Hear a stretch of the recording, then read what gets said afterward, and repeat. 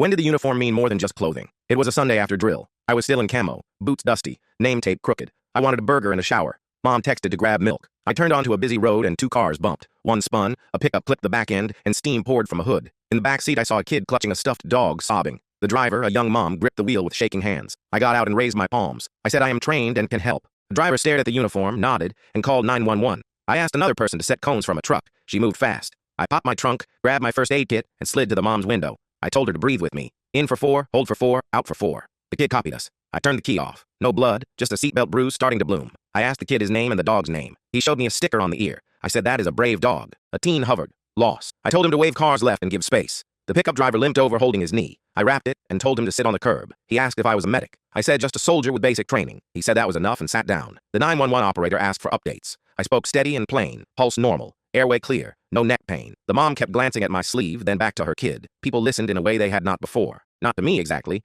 but to the uniform. It made my voice land heavier, so I stayed calm. Sirens came fast. Lights splashed across windshields. The paramedics stepped out and saw the scene sorted. One thanked me and asked for a quick rundown. I handed it over and stayed with the kid. I asked about his favorite snack. He whispered ice pops. I told him the hospital keeps the best ones cold. He loosened his grip on the stuffed dog and looked at the medic. The mom mouthed, "Thank you." I said, "You are safe now." After they left, the street felt too quiet. I sat in my car with my hands shaking on the wheel. Same camo on my chest, but it felt different. Not just fabric. A key that opened people up. It moved strangers into roles they did not know they had. It gave me weight I did not earn, so I had to spend it right. 2 days later, the store manager handed me an envelope. No name. Inside was a crayon drawing. A green stick figure by a car with smiles. Underneath it said, "Thank you for holding the scary." Taped in the corner was a tiny sticker, like the one on the dog's ear. I stuck that inside my locker. On drill days, I still pick up milk. I see my reflection in the freezer door. The uniform looks the same. I feel the same. But I remember that road and that kid and how people moved when I spoke soft and clear. Sometimes clothing is clothing. Sometimes it carries a promise you have to keep.